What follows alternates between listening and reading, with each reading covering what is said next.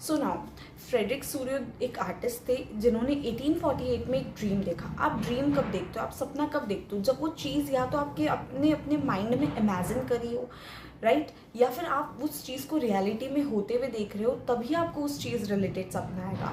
तो उस टाइम हर तरफ रिवॉल्यूशन ही रिवॉल्यूशन चल रहे थे और सेम सपना फ्रेडरिक सूर्य का आया था। फ्रेडरिक सूर्य ने क्या देखा कि बहुत सारी कंट्रीज़ के लोग एक क्यू में, मतलब एक लाइन में चल रहे हैं, यानी कि सारी कंट्रीज़ के बीच में पीस मेंटेन है। वो सब स्टैच्यू ऑफ लिबर्टी को रिस्पेक्ट दे रहे हैं।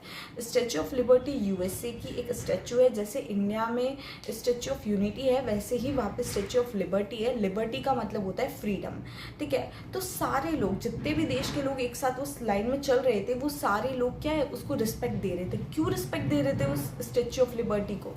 क्योंकि उनके एक हाथ में पकड़ी हुई थी टॉर्च ऑफ इनलाइटमेंट। इनलाइटमेंट की टॉर्च, इनलाइटमेंट का मतलब होता है नॉलेज, ठीक है। नॉलेज की टॉर्च यानी कि हर तरफ ज्ञान का प्रकाश वो फैला रही है, ठीक है। हर तरफ वो फैला रहा है कि आज़ादी ही आज़ादी है, हम सबको आज़ादी चाहिए, हम सबके पास नॉलेज है। और दूसरे हाथ में उन्होंने पकड़ी हुई थी charter of rights of man. Charter of rights of man क्या होता है? List of basic human rights. Basic human अधिकारों की जो लिस्ट है वो उन्होंने अपने दूसरे हाथ में पकड़ रखी थी। तो ये हमारे को डिस्क्रिप्शन दे रखा है स्टैच्यू ऑफ लिबर्टी के बारे में। इस स्टैच्यू ऑफ लिबर्टी को हर इंसान रिस्पेक्ट दे रहा था, जो भी उस क्यू में जितने भी कंट्रीज़ के लोग प्रेजेंट थे।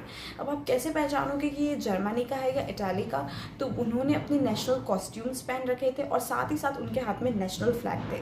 तो दो सिंबल्स थे, national costume and national flag, जिसके थ्रू समझ सकते हैं कि कौन सा इंसान कौन सी कंट्री को रिप्रेजेंट कर रहा है, ठीक है। साथ ही साथ फ्रेडरिक सूर्य ने अपने सपने में देखा कि आसमान में बहुत सारे एंजल्स, बहुत सारे गॉड्स प्रेजेंट है और वो सब हमारे को आशीर्वाद दे रहे हैं। इन सेंस उन लोगों को आशीर्वाद दे रहे हैं, वो सब बहुत खुश है कि आज इस दुनिया में आज़ादी आ चुकी है, सब एक साथ यूनाइटेड रह रहे, पीस यानी शांति के साथ रह रहे, ऐसा बताया गया है।